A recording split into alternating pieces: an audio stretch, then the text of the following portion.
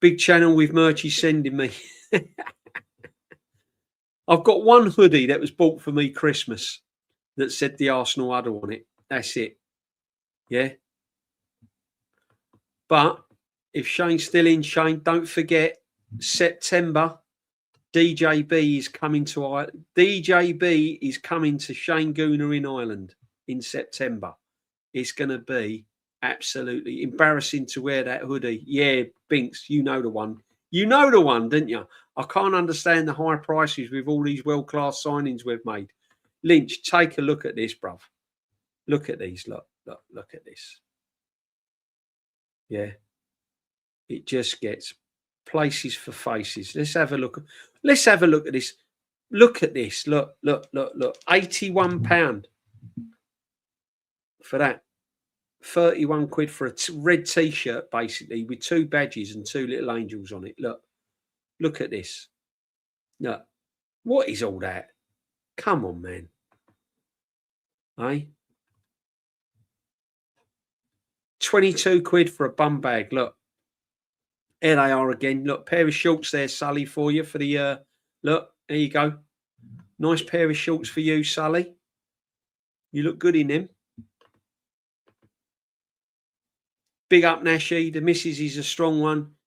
She even told me to make sure I stream in the morning as she knows I enjoy it. Binksy wants the hoodie. Kind of reduced from 25. What really makes me laugh, right? Rob Future, big up, right? What 34 quid for a pair of shorts exactly? Do you know what makes me laugh, right? They reduce it as if they're doing you a favour, right? They actually reduce it as if like they're doing you a favour. £16.20 for a pair of socks. This would Shane. This wouldn't even. None of this would make our retro show, bruv, would it? None of this. Big up for the Northside Raid. None of this would make our retro show. None of it. Look at this. Look here. Look at that. That's a bit. I'll tell you what. That's a bit of you, Nashi. That 81 quid. That's a snip, mate. That's an absolute snip. Look at this. See a bit of Shane Gooner in that, couldn't you? I can see Shane Gooner rocking that up on his breakfast show. What do you reckon, Shane?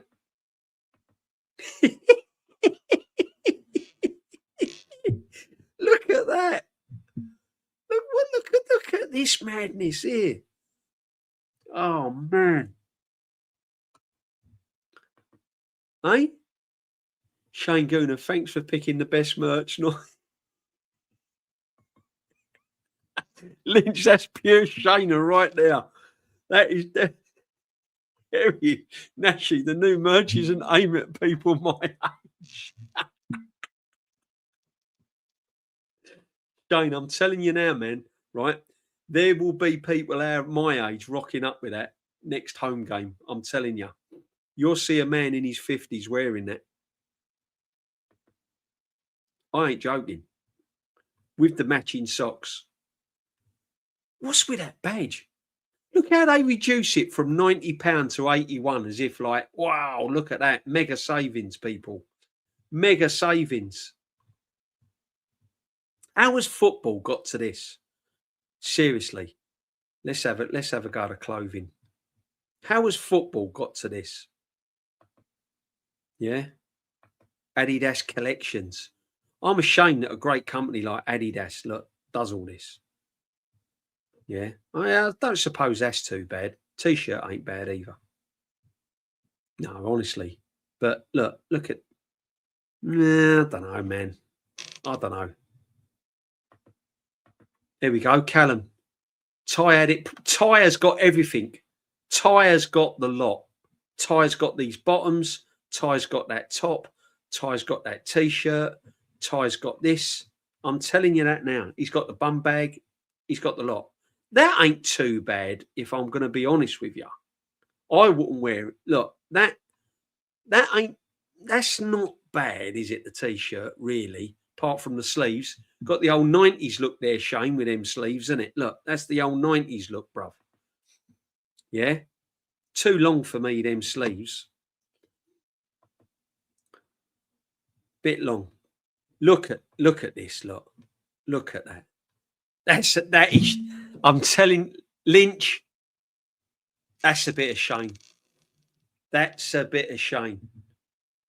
Yeah. Big up, they opals as well. Man like Danso. All good, brother. We've had a really good stream. We're just having a little bit of fun on a Sunday night at the end of it. Looking at the merch. 90 quid, people. Let's sink this in, right? That's gone from £100 down to 90 quid. £90 notes for that. Come on, man. Lee Judge's setting. Yeah, Lee loves a bit of that. Yeah, I can see Lee in that. 100%. Literally made for a £5 in Thailand. Yeah, not even that lux. Probably about £2.50, bruv. Seriously. Pizza 6 t-shirt 9. Darren, that's not a bit of you. Suji's into this. That colourful one. I'm telling you now, he's gone Shane, but that's definitely a bit of Shane. I'll tell you who would rock that. There's one person that's just nipped into the chat that I know for definite that would look good on. Man like Icy Spicy. That's a bit of Icy Spicy all day long, that. I could make you a top like that with crayons.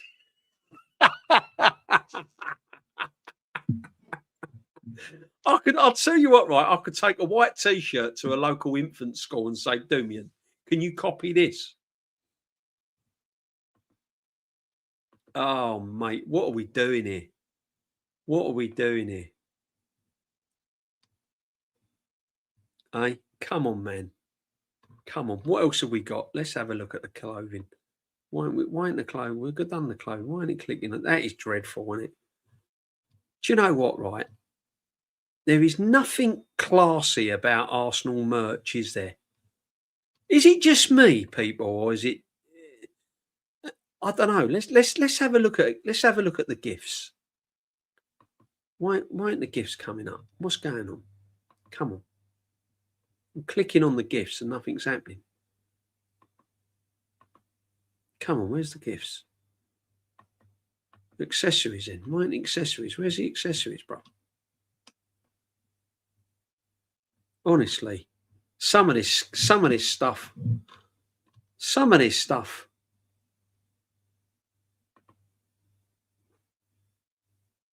No, can't click on anything. What is going on? This, I just don't get this badge with all the angels on it or whatever they are. 40% off the away kit. Look at this, look. That green thing, £40.50. Yeah. That's not too bad. Got a football there, 18 quid. Kick it a couple of times and it'll all go out of shape. Look at this. Ain't too bad, I suppose. That's all right, not too bad. Here we go. This honestly, I can't get my head around that. I don't like it. It's gone from that was originally £90, people. Originally £90. Man, these prices for shirts are so crazy these days. They're mental. West Ham have always had some classy merch. Crystal Palace has better garments. Yeah, they've got some class. You know, it's really weird, isn't it? But some football teams do have classy merch, don't they? Some football teams like rock classy merch. We rock up with like, see that ain't too bad. The red with the blue on it, yeah. But we just honestly. Bit of green now. Again, it's okay. It's okay. It's not my cup of tea. That's quite nice. The top is quite nice. Look at that. Look at the hat there. Look, that's Jezza, that, isn't it? That's Jezza all day long. We usually have decent merch. I don't know. The colourful one's a joke, that though. Yeah, Lynch. Some of it's like poor, isn't it? Yeah. This blue ain't so bad, I suppose. Then you got the shin pads and all of that. Look at these shin pads. Look at that. 18 quid for that. 18 was £35. I mean, come on, man. But anyway, quick look at the merch. As I said, Sully, you would rock in all of it, Sully. I'm telling you. That is wow. Let's have a look at that again. Look, Sully, that's a bit of you, isn't it? It has to be. I can see you and Shane Gooner on the parade wearing that. 100%. 100%.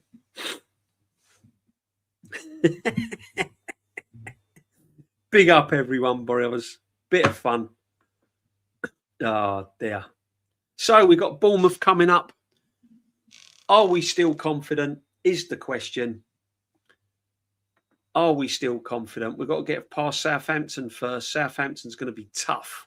Southampton is going to be tough. That's not going to be easy. That's not going to be a gimme whatsoever. What is that? Exactly. What is it? What is the merch? The pizza top would exaggerate my belly. I'm assuming it dropped off the City loss. Oh, man. Some of that merch, honestly. Yeah, 90 for that. That's what I'm saying. 90 quid, 100 quid. And then they reduce it as if they're doing you a massive favour and you're going to go, whoa, I'll buy it now. I'll buy it now. It's only 80 quid, that T-shirt. I weren't buying it when it was 100. No way. Now it's 80. Yeah, I might get it. Crazy. If they did a Pringle collaboration, DJB would be lapping it up. I love my Pringles, Nashi, man. I do love a Pringle. Isn't it funny how some people are savoury and some people like their desserts? I don't do desserts, you know. Like when you go out for a restaurant or weddings and all of that, and people go, oh, yeah, we'll do the trifle, we'll do the dessert, we'll do the cheesecake and all of that. Me, I'm still Pringles and all the savoury stuff. Terrible. DJB is Southampton an 8 p.m. kickoff. It is. I think it's live.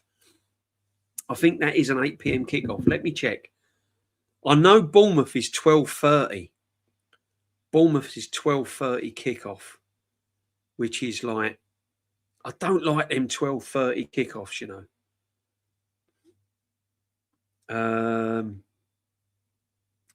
But I think the Southampton game is definitely 8 o'clock. DJB, thoughts on KSI taking over in Dagenham and Redbridge? A good thing. A good thing. Even if he's doing it for PR, it puts Dagenham and Redbridge on the map.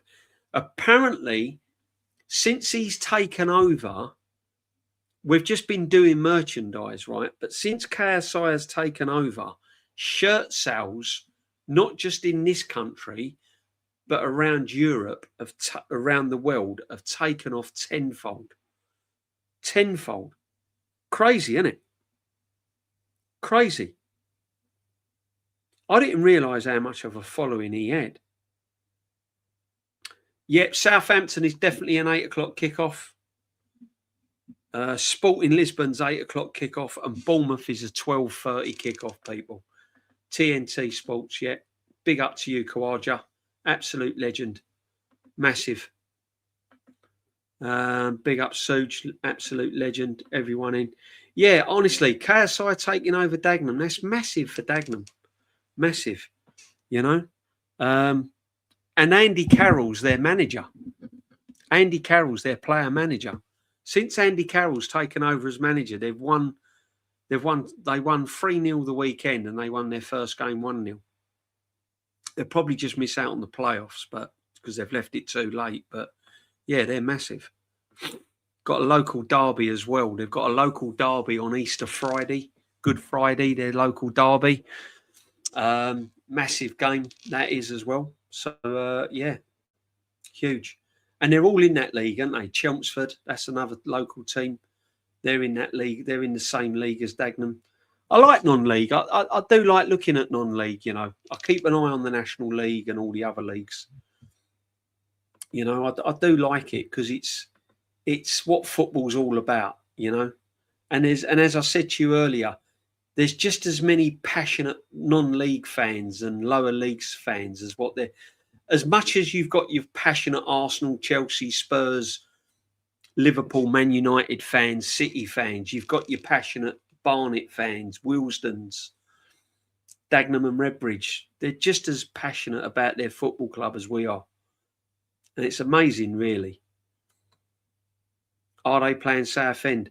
No, they're not in the same league now. They were. They got relegated. Southend might miss out on the playoffs. I think they're 7th. They need a couple of wins, Southend. Again, massive club, Southend, for that league. Southend should be, what, Division 1? Huge club. Stan Collymore used to play for Southend, you know.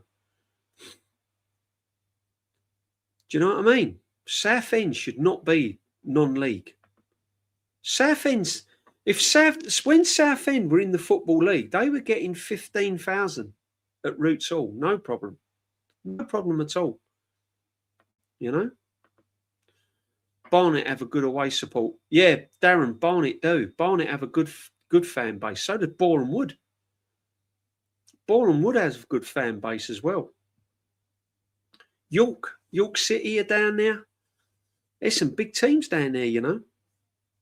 Biggish teams. Do you really? You know, so, yeah. Bink's got visions of you in the Argyle pattern jumper. Yeah.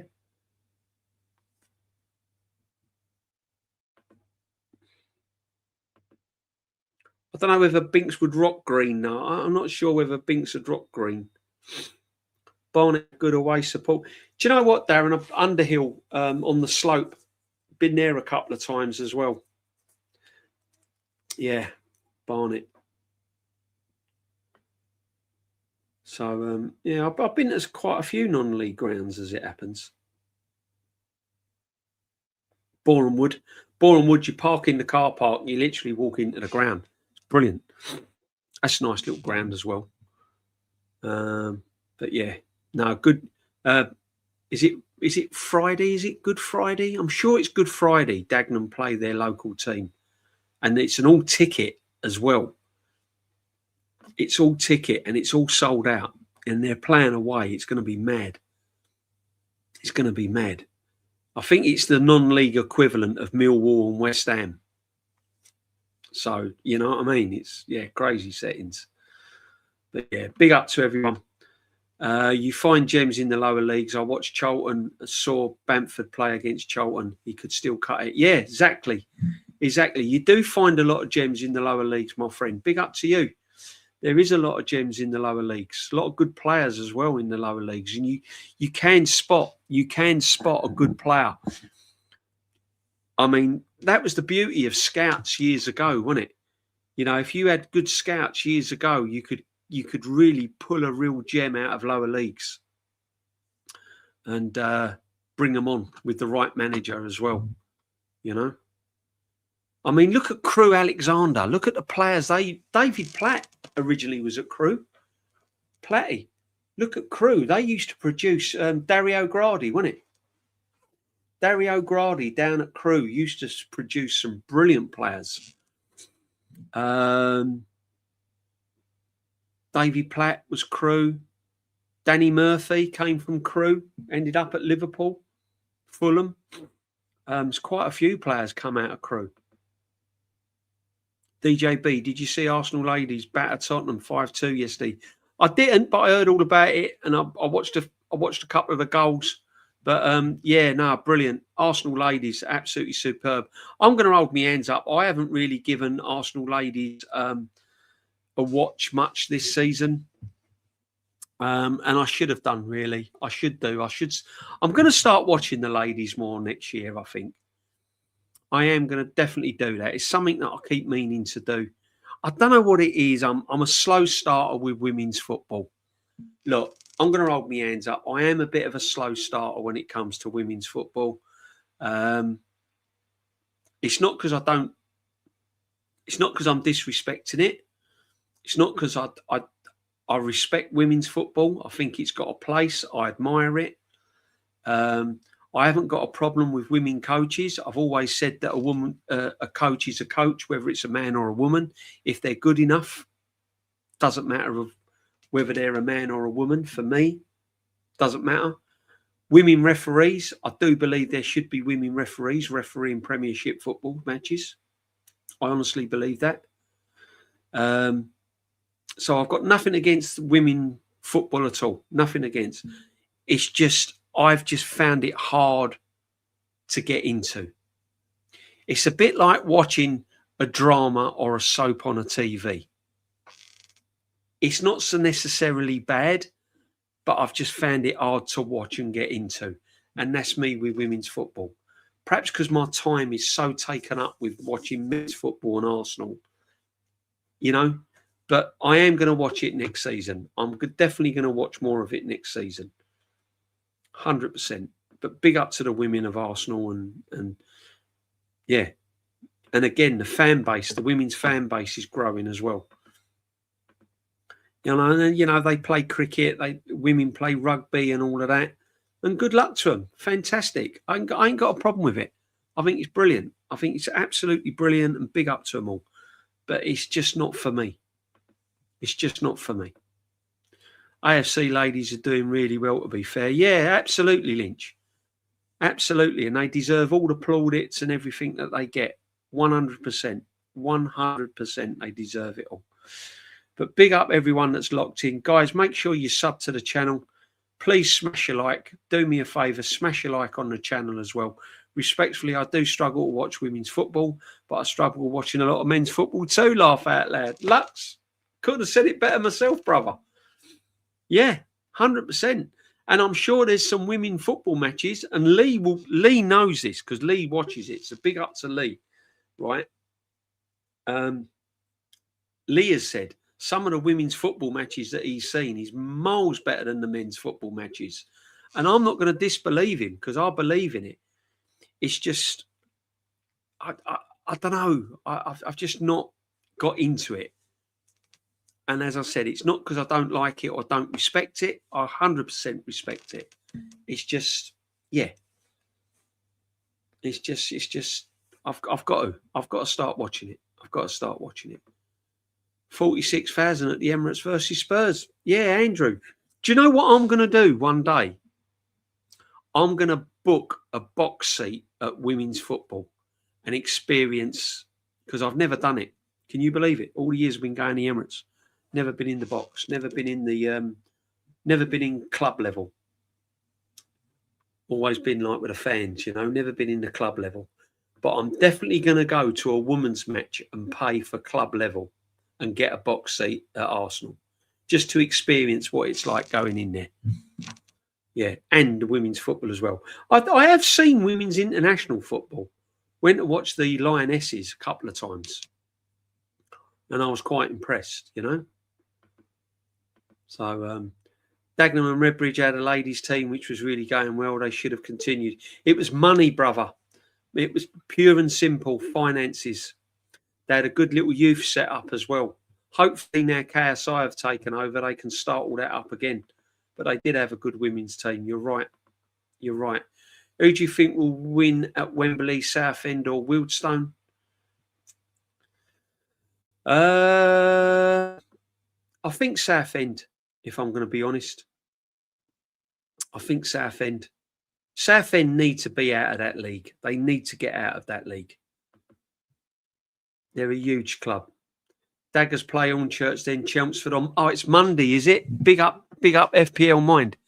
Yeah, Hornchurch. That is massive. That's the local derby. There was trouble last time. I think there was trouble at Dagenham. There was a few fan trouble on the terraces. It's like going back in time, some of this non-league football, you know. Honestly, it is literally going back in time because a lot of them don't have the cameras and all of that like the Premiership has. And I told you, non-league fans are just as passionate as any other fans. That's going to be a huge game, that. Look at that. All the Essex derbies, look. Hornchurch and then Chelmsford. Wow. We've been at the Emirates for 20 years now. Darren, it's flown by, mate. It's absolutely flown by. Sleggers has the team playing well. Sleggers, top coach. Top coach. Miles better than Arteta. Yeah, exactly. Do you know what? I've said this before, right? It's going to happen. It is going to happen. I'll say in the next 5 years. Yeah. Okay, let's go with that. I reckon in the next 5 years there will be a woman managing a men's football team, and that will be from Division 1 to the Premiership. It'll be top level. It'll be that tier, Division 1, Championship, or in the Premiership. One day there will be a woman coach managing a men's football team. I reckon it'll happen in the next 5 years. 100%. Hornchurch ain't been there in a little while. Yeah, it's big up, my friend. It's good little ground. They're all good little grounds, these non-league grounds. They're close. They're personal. You're in touch with the players. You know, you go to these non-league teams and you go and have a drink up in the bar and the players come in and they have a chat and they have a drink with you and all of that. It's good. You feel part of it. I think that's why a lot of people support non-league football, because they feel part of it. You know, I was a coach for Dagenham and Redbridge under 15s at the time. One went to play for Watford. It also the FA that doesn't back women's football. Yeah, big up CJ, my friend. Big up to you. Yeah. Honestly, a lot of players come from these non-league teams. A lot of players. People don't realise it. And this is what's worrying, because the way football's going, there won't be any grassroots football. You know, there won't be any grassroots football. Everything's getting built on. Kids don't play out football anymore. They're too busy on computers and everything else. You don't see kids playing football in the streets like you used to. Yeah.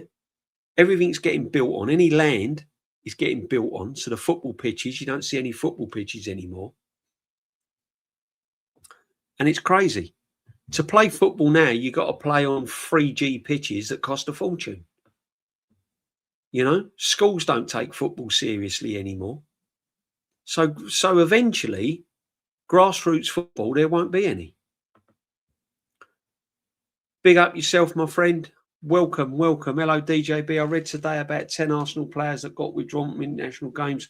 What's up with that? Sorry if I feel disgust. They're burnt out. They're not fit for purpose. They're being sent home. I'm sitting on the fence with it as well. Could be a bit of kidology, but I personally think that the international teams are saying, you're not fit. Go home.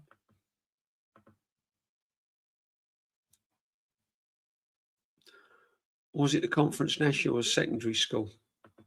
During the Wenger years, we played a lot of pre-season friendlies at Boreham Wood and Barnet. Yeah, we did. That's when I first went to Boreham Wood, actually. I watched a pre-season friendly, Arsenal Boreham Wood, and funny enough, that's when I went to Barnet, when Arsenal played there as well. So, and then a couple of times I went Dagenham as well. When Arsenal during the international breaks, I wanted to watch a little bit of football, and my local team was playing. I'd pop over and watch Dagenham play whilst the international break was on. So yeah, it's good. I think if you get the opportunity to watch your local team, it's good. It's really good, especially during this week, like with the international break on, your local team's playing. You know, Arsenal ain't got a game midweek. Your local team's playing on a Tuesday. Try it. Get over and watch it. It's good. You ain't got to support them. Obviously, go and support Arsenal, 100%. But but it's nice to show them some support. They need your money as well. They need the support. Because as I said, the more you support your grassroots football and your non-league football, the better it is, because it's dying. It's dying, people. It is dying. 100% dying. And in years to come, there won't be. It will just be you just have your elite European clubs playing in all. You'll have that Super League. That Super League is coming. That is coming. That Super League. That is coming. Premiership would be like Division 1. Division 1 would be like non-league. Championship would be a waste of time. That's the way it's going. That is the way it's going. I've watched the under-20s World Cup qualifiers recently, and I was impressed. Women's football has come a long way. Play better than the men. They play. Yeah, exactly. Credit only. I've got to listen. I've got to get onto it. There's some good football being played. 100%. DJB, the ground I went to when he was secondary school, is gone now. My local one. Lux, it's all going. All your local grounds are going. All the places that I used to play football on have got houses on there and offices and B&Qs and Wixes and all of that. You know what I mean? All sold off. Crazy. Dagenham has huge potential, just needed someone to guide them in the right direction. I hope so, bruv. I hope they get up into the league again. So yeah, I watched 5 games a weekend. It was non-league weekend. Exactly. Non-league weekend. That is it. Non-league weekends. That's when I used to go and watch. I still do sometimes. As I said, if it's international break and there's a game local, I'll go and watch it. Can't beat it. It's a game of football at the end of the day. We all love football at the end of the day, don't we? My local team is Cambridge United. Watch them now and then. Andrew, big up to you, my friend. Hats off to you. I'm all for it. I'm all for it. Great stuff. But big up everyone that's been locked in. Make sure you smash your like. Sub to the channel. 3 hours and 16 on a Sunday. Come on, man.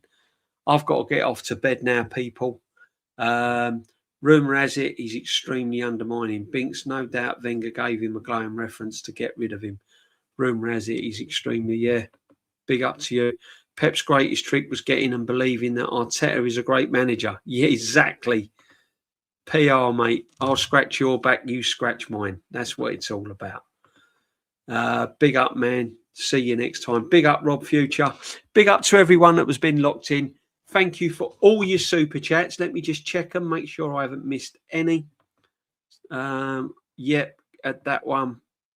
Canned burgers. I'm telling you, canned burgers. That was the one. Good night to everyone. Thank you very, very much for joining me. Everyone that's been in the Sunday sit back. Appreciate all your support, all your love. Bless you all.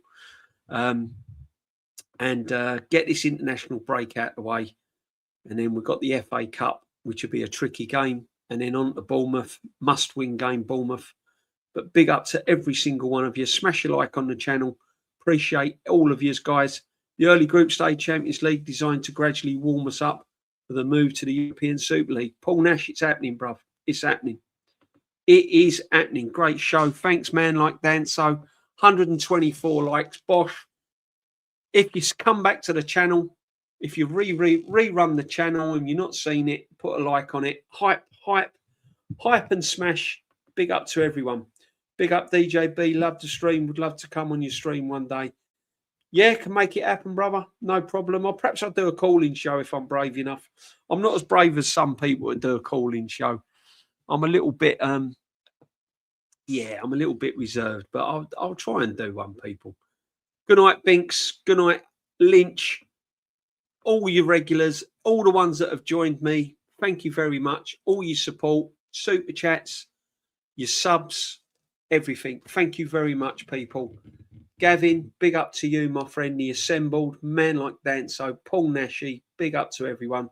What have I got coming up? Not a lot next week. I'm going to take some time out. I've got to take some time out next week, guys, because of work and streaming and being guests on. So I might take a bit of time out. I might do,